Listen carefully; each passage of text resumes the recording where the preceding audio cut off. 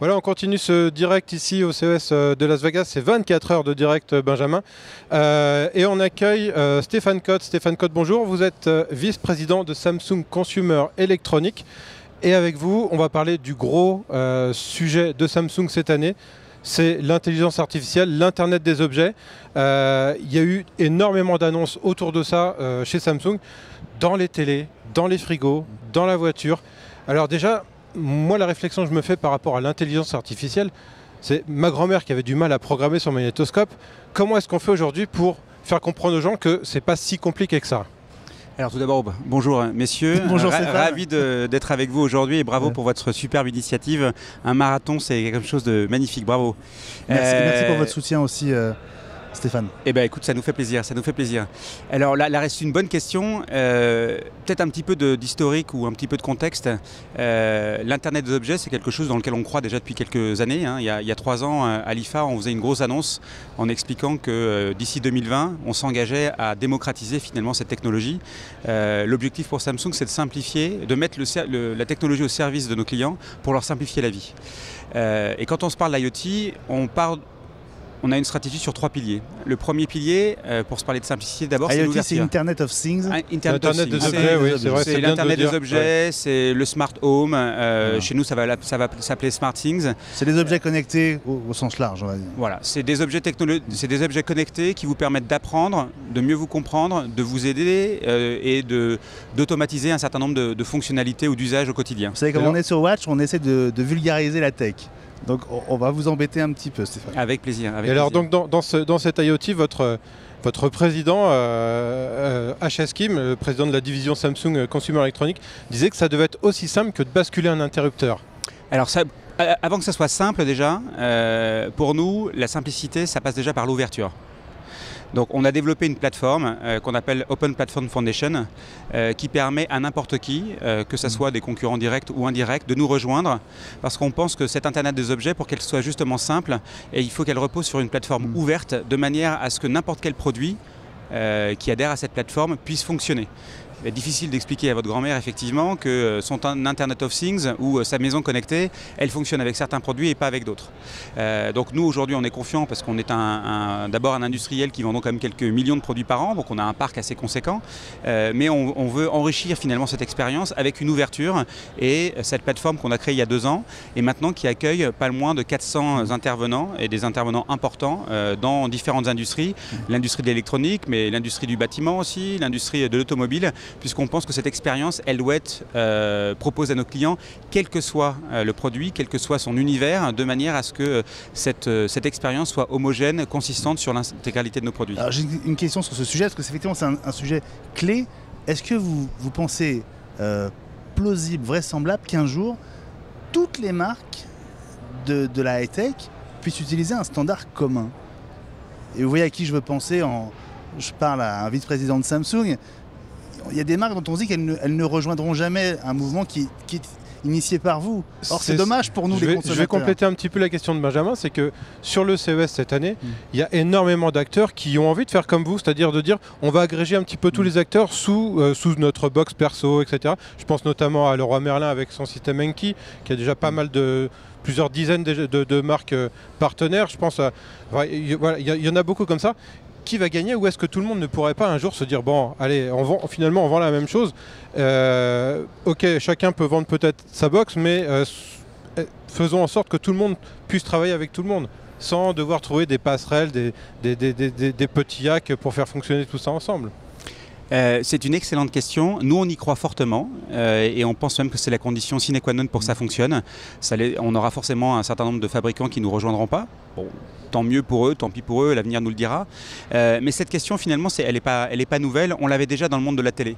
Un exemple très concret, on vend des téléviseurs aujourd'hui. On est le premier intervenant au niveau mondial depuis maintenant 12 ans. Et on a changé un petit peu le prisme de la télé en apportant une interface unique qui accueille n'importe quel contenu.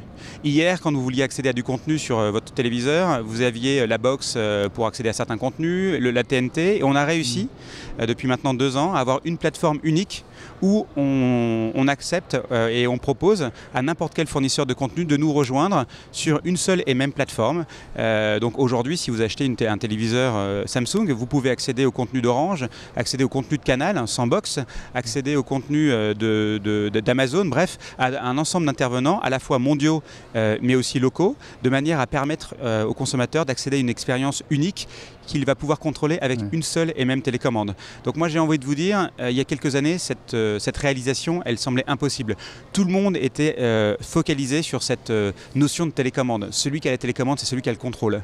Nous, on a prouvé quelque part qu'en étant à l'écoute de nos partenaires, en apportant des solutions nouvelles, on est capable, pour simplifier l'expérience de notre consommateur, de lui apporter une expérience unique où il peut accéder à n'importe quel contenu de manière la plus simple possible avec une seule et même télécommande. Donc si c'est possible dans le monde de la télé, il n'y a pas de raison que ça ne soit pas possible dans le monde de la maison. Alors moi, ce qui m'a le plus surpris, et je reviens quelques années en arrière, c'est cette extension de l'objet connecté à l'univers de la cuisine.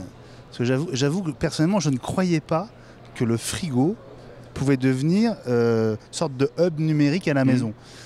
Or, vous annoncez, je crois, 16 modèles de frigo connectés aux États-Unis. Il y en aura peut-être un peu moins en Europe, mais quand même, ça veut dire que vous avez la conviction que le marché existe et qu'il va exploser. Qu'est-ce qu'on peut faire devant son frigo avec les générations qui vont arriver en 2018 ? Alors, la conviction qu'on a, en fait, elle est très simple. Elle se base tout simplement sur une question très simple. Où est-ce qu'est le client ? Et dans une maison, le client, il est principalement dans la cuisine. Ou devant sa télé. Ou dans son salon. Ou dans sa voiture. Ou dans sa voiture.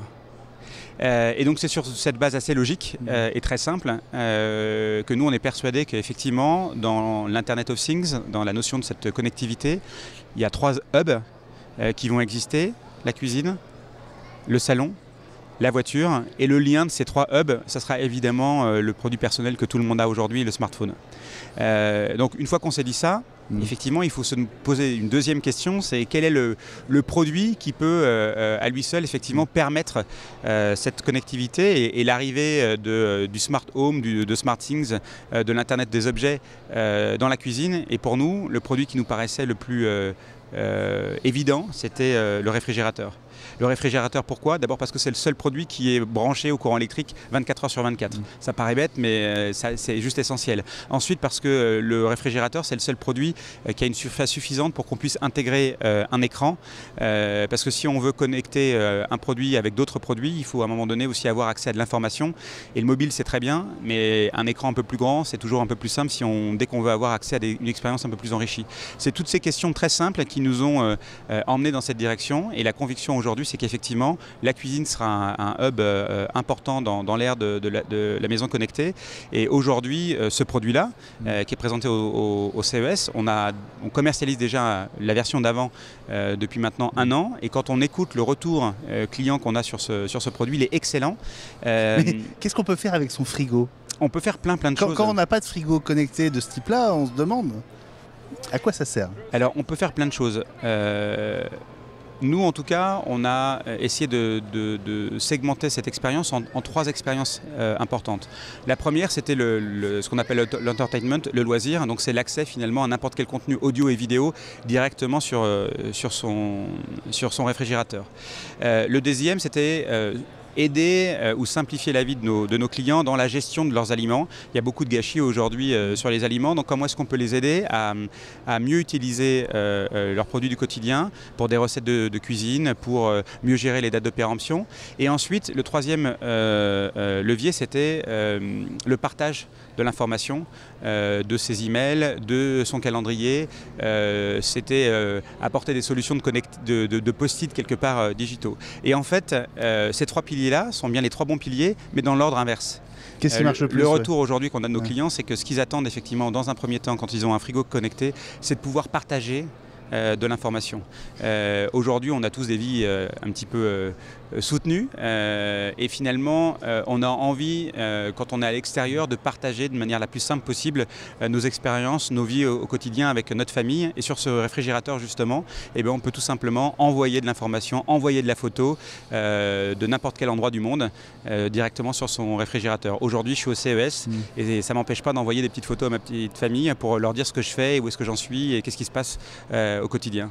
Aujourd'hui, ces frigos dont on parle sont des frigos, on va dire, de type format américain, c'est-à-dire comme des très gros frigos. Est-ce que vous prévoyez de réduire ça pour rentrer dans nos intérieurs, on va dire parisiens, par exemple, ouais. Voilà, où là on a généralement du mal déjà à le faire passer par la cage d'escalier et encore plus à le faire rentrer par la porte. Alors on a plus que prévu, parce que c'est déjà une réalité depuis la fin d'année dernière. Puisqu'on a développé cette fonctionnalité sur ce qu'on appelle des combinés. Donc les combinés, c'est des réfrigérateurs avec la partie congélation en bas. Donc on l'a développé sur ces combinés, donc des produits qui sont beaucoup plus petits, beaucoup plus adaptés à des studios ou à des maisons beaucoup plus petites. Ensuite, ce qu'on appelle le French Door, donc ça c'est un gros frigo effectivement avec des ouvertures à la française. Et là, on va complémenter cette gamme-là avec l'arrivée également de cette technologie qu'on appelle Family Hub. Et si on l'appelle Family Hub, c'est justement parce qu'on pense que c'est le hub. Ça représente le hub de la famille à travers ce qu'on appelle les side-by-side, c'est ces frigos d'origine américaine avec la partie congélation à gauche et la partie réfrigérateur à droite. On parlait de SmartThings tout à l'heure, donc ça c'est la technologie, le standard que vous essayez de généraliser. Et puis il y a cette interface vocale oui. qu'on retrouve et qu'on va retrouver aussi dans le courant de l'année sur tous vos objets connectés. Oui. Alors en fait cette interface elle s'appelle Bixby. On a racheté une entreprise il y a maintenant 2 ans et demi qui s'appelait Vive, fondée par les anciens fondateurs de Siri et qui ont créé un nouveau moteur de reconnaissance vocale différent de ce qui existait sur le marché, puisque ce moteur de reconnaissance vocale est capable de faire une distinction entre moi et Benjamin par exemple. Donc il est suffisamment précis pour, à la tonalité de la voix, savoir que c'est moi qui parle. Dès la première fois. Dès la première fois. Et ça c'est important parce que dans toutes les requêtes que vous allez demander à cet assistant personnel, il nous paraissait intéressant dès le départ de faire une distinction entre moi et les autres, parce que mes données personnelles de santé par exemple, peut-être intéressant que le moteur soit capable de vous identifier dès le début. Et ensuite, on a choisi ce moteur-là aussi parce que c'était le premier moteur à pas uniquement répondre à vos questions, mais être capable de gérer de la commande. De la commande, c'est quoi? C'est de l'action. Demander au moteur Bixby d'allumer une lumière, de l'éteindre et derrière de proposer, derrière ces lignes de commande, des scénarios. Et c'est là tout le côté aussi un petit peu magique de l'expérience proposée par Samsung. À travers une seule et même application qu'on va retrouver sur l'ensemble de nos produits, le client pourra créer ses propres scénarios. Donc je ne sais pas, par exemple le cinéma. Pour moi, ça veut dire éteindre mes lumières et mes rideaux. Eh ben, je vais pouvoir moi programmer tout simplement ma ligne de commande. Allumer la télé. Donc je vais dire sur SmartThings, quand je vais dire cinéma, il faut baisser mes rideaux et éteindre la lumière. Et via une commande vocale, on va pouvoir accéder à ces lignes de commande. Merci Stéphane Cotte, il nous reste à faire de la place dans la cuisine, si j'ai bien compris. Voilà, dans la cuisine, dans le salon et dans la voiture. Merci. Bon Merci CES, Stéphane, merci beaucoup. à très bientôt sur Watch.